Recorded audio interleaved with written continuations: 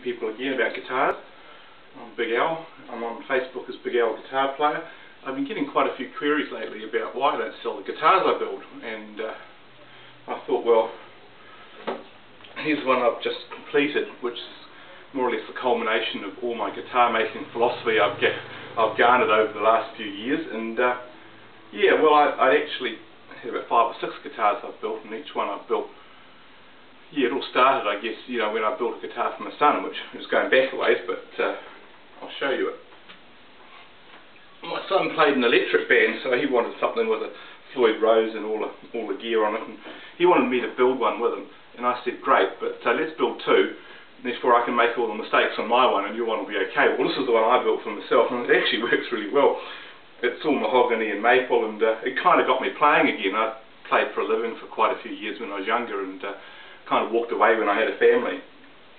But this is kind of #1 guitar, and it got me playing again, and it got me thinking. I still own my old Gibson, which was a beautiful Gibson L7, and it became valuable. It was a 1959, and it was probably worth, I don't know, probably around about $5,000 or $6,000, you know, and I was too scared to take it to gigs, so I started building my own archtop guitars while I had it, thinking, well, I tried to use cheaper archtop guitars for the jazz band I was playing in, but the damn things kept breaking. I'd put heavy strings on them, and the tail pieces would fall to bits, the bridge would collapse.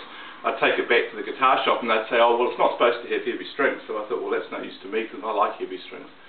So I then built a couple to play myself, and I did not follow the Benedetto method and buy his book and do it all by the book. I actually used New Zealand timbers and what was lying around, and I tried some different theories. I just spent hours on the internet researching guys that had made guitars, and the thing I really wanted, because I was a guitar player, was I wanted a guitar that actually sounded really good, so when I picked it up I sounded good.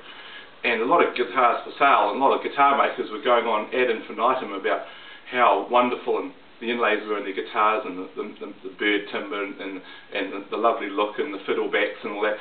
But actually the guitars didn't sound any better than the cheap ones in the shop from China. And I thought, nah, if you're going to have a great big acoustic guitar, and it's going to be the size of a flat top, then it should damn well sound like an acoustic instrument. And I wanted to build one that would actually sound acoustic, so I could go busking with it. And I've since sold the first 2 I made, which I guess is interesting in itself, because I didn't really think anyone would want them, but they did. This is one I built for my son when he got more interested in acoustic, and this is just a gift I built him for Christmas, and it's all made in New Zealand native timber. A couple of people saw this and said, why don't you sell them? And I'd never really thought about it, and I thought, well, before I sold something, I'd want something that to me was the final word and what I thought a jazz guitar should be. So this is actually a nice X. It's got a nice full sound. It's all native timber. It's a lovely thing. Kauri back. Kauri's an interesting wood. I don't think it's ever going to replace spruce, but this is the final culmination of my guitar building, and I was inspired pretty much by Bob Benedetto's blue guitar he built for Scott Chinnery. Again, it's not using one normal timber that you'd find on a guitar perhaps you bought in America. The top's made of Kauri, which is a very good timber for violins. I haven't heard a good flat top yet made out of Kauri, but it works good on calf top instruments because it has a nice balanced sound. But a problem with a lot of these guitars and guitar makers is that they get seduced by Kauri having beautiful patterns in it, particularly the swamp Kauri, which people use for backs and sides. And Kauri, one thing about it, it's absolutely full of resin at certain stages of its life, and when it's full of resin, it doesn't actually make a very resonant noise at all. But an early tree will. An early tree is quite resonant. You really got to pick your Kauri carefully, and bearing in mind New Zealand has climate that goes from subantarctic to almost tropical, depending where you are in the country, and depending where the trees are, they sound quite different. So there's a lot to be said for doing what I do, is just looking for recycled pieces. Now, this piece is 160 years in a tub, in a water tub, and it's quarter sawn. In the old days, people used Kauri like it was going out of fashion, because you could use the best Kauri for everything because they had so much of it. And now, of course, it's endangered like Brazilian rosewood. But I tend to use the recycled stuff. I don't think it sounds particularly any better than stuff that's been kiln dried, but it's just lots of it around here still, and if you find a bit of furniture, and quite often it's quarter sawn because they basically just used the best bits and burnt the rest. The back's built of a timber that it's one of my trade secrets. I won't say what it is, but it's really the major point of difference between my guitars and everybody else's who build arch tops that I've found. And the reason is it's a very dense, hard timber, and you can make it really thin on the back, for backs and sides.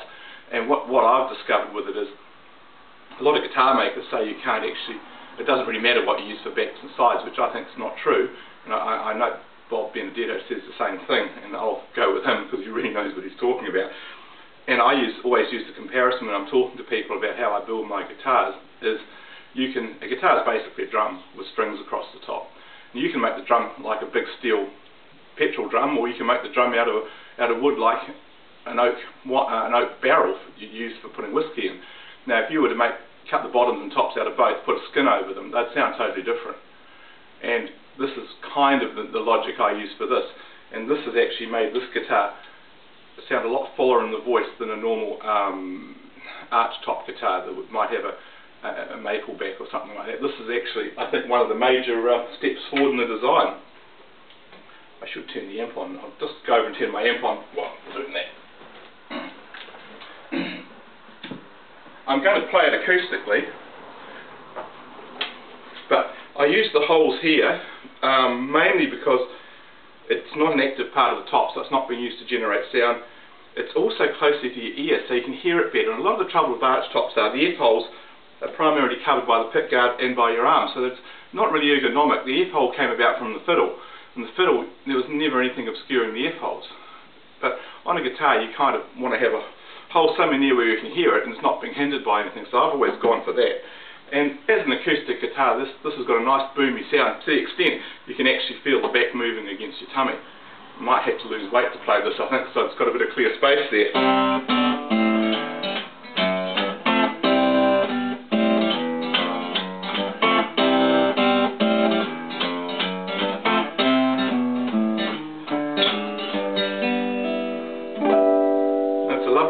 Got a lovely open sound because of the slightly bigger hole. Everything's on its New Zealand timber. The hardwood back, another advantage is you only have to put 2 coats of lacquer on it because it absolutely sits on top of the wood and doesn't get soaked in, deadening the wood. I was very lucky to get some original Grover Imperial tuners that would have been made in the 50s, which would have been used on D'Acquistos and D'Angelicos for tuners. The neck's made out of a one piece of Remu. I just like the grain pattern on. Now, you may notice that it hasn't got a heel, and the reason I do that is I put a set neck on, not unlike a Les Paul. The reason I did that was I can get up to high A this way, and my whole ethos in these guitars is to be keeping true to the original arch top principles, but at the same time bringing them forward like Bob Benedetto does. So I've got the wooden tailpiece, the wooden bridge, the one-piece wooden bridge, but this is a good thing. It doesn't affect the sound, and I can get to high A. And that means, from a playing perspective, it's really good. Everything I do is about the player's perspective, because I gigged for years, and when you walk out on that stage, the last thing you want to do is have a guitar that doesn't work for you. It's got to make you feel like you're good. It's got to make you sound good, even when you're not having a good night. Mel Gibson would do that, although acoustically it wasn't much good. As an electric guitar, it was stunning. You know, it just went on and you did the job, and it made you look like a, you know, and feel and sound like a professional player. This is what I try to do with these guitars. This one is designed for me, so it's got a fairly wide fingerboard.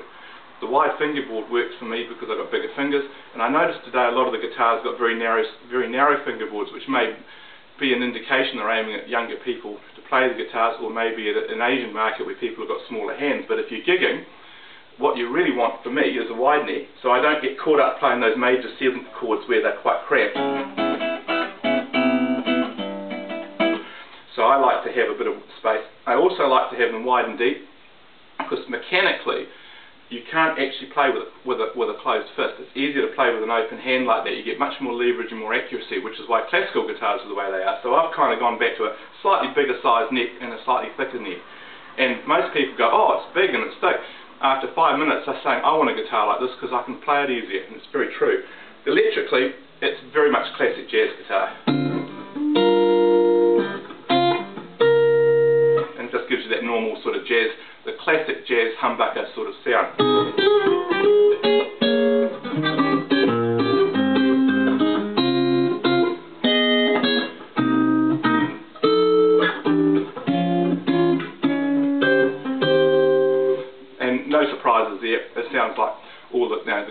jazz guitars. There's nothing much more unusual about it, just that it's basically designed to make you sound good. I mean, you know, I could have spent another couple of days working on it, putting inlays in. I don't really see the point of over-adorning guitars. I like to let the wood do the talking.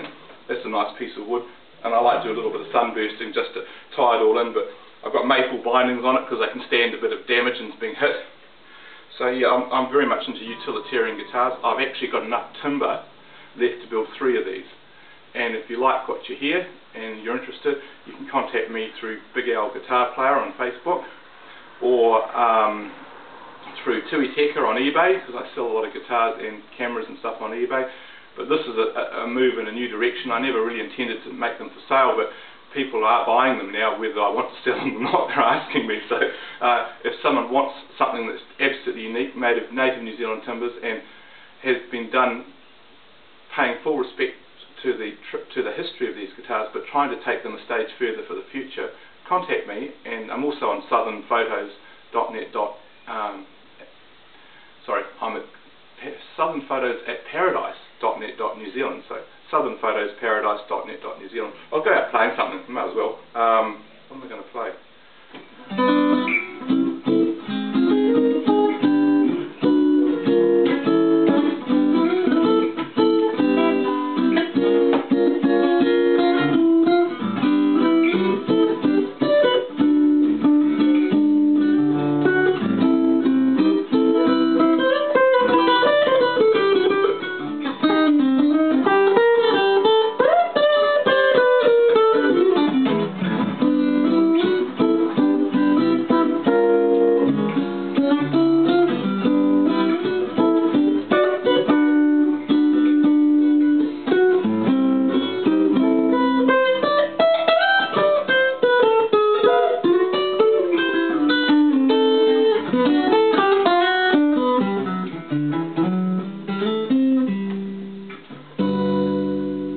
Thank you very much.